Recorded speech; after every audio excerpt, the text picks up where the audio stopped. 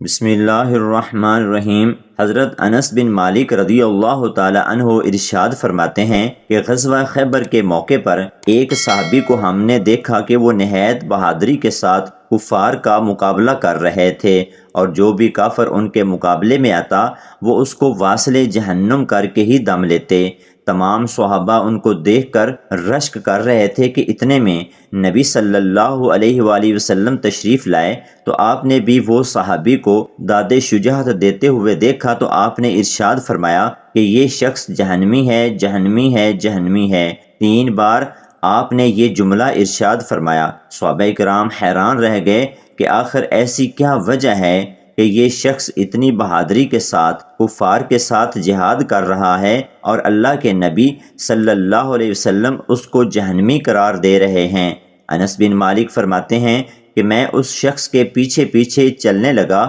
کہ آخر کیا وجہ ہے، حضور نے اس کو جہنمی کیوں قرار دیا؟ کیونکہ آپ صلی اللہ علیہ وسلم کی زبان اقدس سے نکلنے والے الفاظ تو پتھر پر لکیر ہیں، لیکن میں دیکھوں تو کہ آخر یہ کیا کرتا ہے۔ انس بن مالک فرماتے ہیں کہ کچھ دیر بعد میں نے دیکھا کہ اسی صحابی نے ایک کافر کو واصل جہنم کر کے اس کی بیوی کو، محترم ساتھیوں، خودکشی گناہ کبیرہ اور بڑا جرم ہے۔ خودکشی کرنے والا فاسق ہے لیکن کافر نہیں، لہذا اس کی نماز جنازہ پڑھنا فرض ہے، البتہ اس کی نماز جنازہ میں مقتدا سمجھے جانے والے اور ممتاز لوگ شریک نہ ہوں تاکہ دیگر لوگوں کے دلوں میں اس فعل سے نفرت پیدا ہو، یعنی معاشرے میں اہم لوگ جن کی تقلید دوسرے لوگ بھی کرتے ہیں ان کو چاہیے کہ خودکشی کرنے والوں کی حوصلہ شکنی کرنے کے لیے خودکشی کرنے والے کے جنازے میں شرکت نہ کریں، تاکہ معاشرے میں ایک پیغام جا سکے کہ خودکشی حرام ہے۔ صحیح مسلم شریف کی روایت ہے کہ ایک ایسے شخص کا جنازہ لایا گیا جس نے خودکشی کی تھی، تو آپ صلی اللہ علیہ وسلم نے خود اس کی نماز جنازہ نہیں پڑھی، لیکن اس سے یہ ثابت نہیں ہوتا کہ صحابہ کرام نے بھی اس کی نماز جنازہ نہیں پڑھی۔ نبی صلی اللہ علیہ وسلم معراج سے واپس آئے تو آپ صلی اللہ علیہ وسلم نے صحابہ کرام کو فرمایا کہ میں نے ایک شخص کو دیکھا کہ وہ اپنے آپ کو ایک تیز دھار آلے کی مدد سے ہلاک کرتا ہے اور پھر زندہ کیا جاتا ہے اور پھر ایسے ہی خود کو ہلاک کرتا رہتا ہے۔ نبی صلی اللہ علیہ وسلم نے جبرائیل امین سے اس کے بارے میں دریافت فرمایا تو انہوں نے فرمایا، یا رسول اللہ صلی اللہ علیہ وسلم، اس شخص نے خودکشی کی تھی اور خود ایک تیز دھار آلے سے مار لیا تھا، اور قیامت تک اب یہ اسی عذاب میں مبتلا رہے گا۔ یعنی خودکشی کرنے والا شخص جس طرح سے خود کو مارے گا قیامت تک ایسے ہی خود کو مارتا رہے گا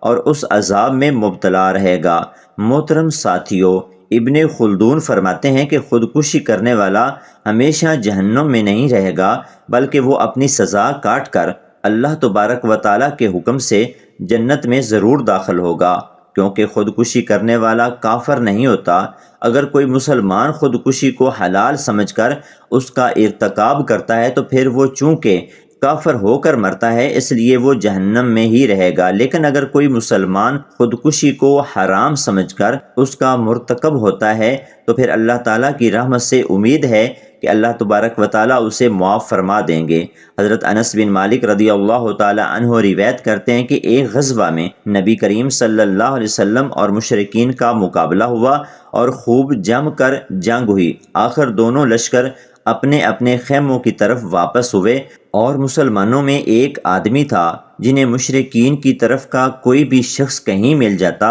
تو اس کا پیچھا کر کے قتل کیے بغیر وہ نہ رہتے، اور جو بھی ان کے مقابلے میں آتا وہ اس کو واصل جہنم کر کے ہی دم لیتے۔ دوسرے صحابی انہیں رشک کے ساتھ دیکھ رہے تھے۔ کہا گیا کہ یا رسول اللہ، جتنی بہادری سے آج فلاں شخص لڑا ہے اتنی بہادری سے تو کوئی نہ لڑا ہوگا۔ نبی کریم صلی اللہ علیہ وسلم نے ارشاد فرمایا کہ وہ اہل دوزخ میں سے ہے۔ صحابہ رضی اللہ تعالی عنہ نے کہا، اگر یہ بھی دوزخی ہے تو پھر ہم جیسے لوگ کس طرح جنت والے ہو سکتے ہیں؟ اس پر ایک صحابی بولے کہ میں ان کے پیچھے پیچھے رہوں گا اور دیکھوں گا کہ آخر کیا وجہ ہے جس وجہ سے نبی صلی اللہ علیہ وسلم نے اس کو جہنمی قرار دیا ہے، کیونکہ نبی صلی اللہ علیہ وسلم کی بات کبھی جھوٹ نہیں ہو سکتی۔ چنانچہ جب وہ دوڑتے یا آہستہ چلتے تو ان کے ساتھ ساتھ ہوتا۔ وہ صحابی بیان کرتے ہیں کہ میں نے دیکھا کہ ایک کافر کے ساتھ مقابلہ کرتے کرتے وہ شدید زخمی ہو گئے،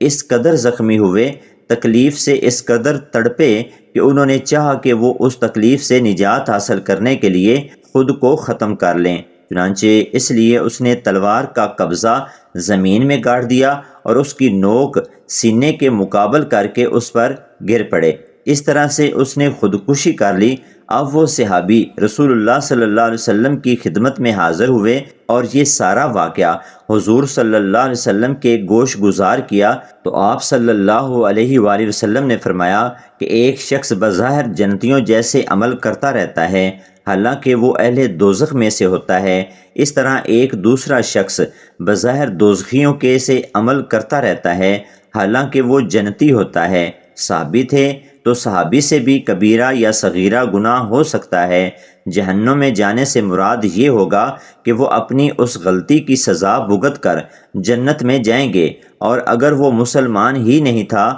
تو نہ تو صحابی ہوا، کیونکہ صحابیت کے لیے ایمان شرط ہے، تو کافر کا جہنم میں جانا باعث اشکال نہیں۔ یعنی اس وقت ایسے لوگ بھی موجود تھے جو جنگوں میں اسلام کی بنیاد پر نہیں بلکہ اپنی بہادری، شجاعت کے اظہار یا مال غنیمت کے لیے یا پھر اپنے قبیلے اور قوم کی حمایت کے لیے شرکت کرتے تھے۔ بعض احادیث میں اس کا صراحت سے ذکر بھی موجود ہے۔ ایسے ہی کسی موقع پر نبی کریم صلی اللہ علیہ وسلم نے ایک مرتبہ فرمایا تھا کہ ہم مشرک سے مدد اور استعانت نہیں لیتے۔ محترم دوستو، خودکشی کرنے والے کے لیے دعائے مغفرت کرنا یا اس کے جنازے میں شرکت کرنا کیسا ہے؟ نبی صلی اللہ علیہ وآلہ وسلم نے خود کو تو خودکشی کرنے والے کے جنازے میں شرکت نہیں کی، لیکن صحابہ کرام کو بھی منع نہیں فرمایا۔ ہجرت کے موقع پر ایک صحابی حضرت زید بن ارقم کے ہمراہ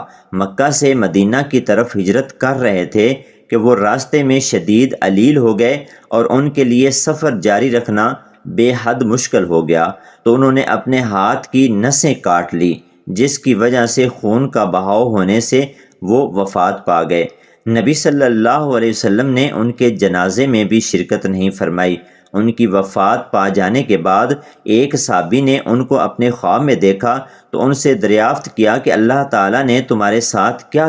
سلوک کیا؟ تو اس نے کہا کہ نبی صلی اللہ علیہ وسلم کا امتی ہونے کی وجہ سے اللہ تعالیٰ نے مجھے معاف فرما دیا ہے۔ وہ صحابی فرماتے ہیں کہ میں نے خواب میں دیکھا کہ اس صحابی نے اپنا ہاتھ چھپا رکھا تھا۔ میں نے کہا ہاتھ کو کیا ہوا؟ تو وہ کہنے لگے اللہ تعالیٰ نے مجھے معاف تو فرما دیا لیکن میرا یہ ہاتھ درست نہیں فرمایا تاکہ مجھے خودکشی کا ارتکاب کرنے کی سزا برابر ملتی رہے۔ یہ خواب سن کر نبی صلی اللہ علیہ وآلہ وسلم نے ارشاد فرمایا، اے اللہ تعالیٰ اس کا ہاتھ بھی صحیح فرما دے۔ اس سے ثابت ہوتا ہے کہ خودکشی کرنے والے شخص کے لیے اللہ تعالیٰ کی بارگاہ سے رحمت اور مغفرت طلب کرنا واجب اور جائز ہے۔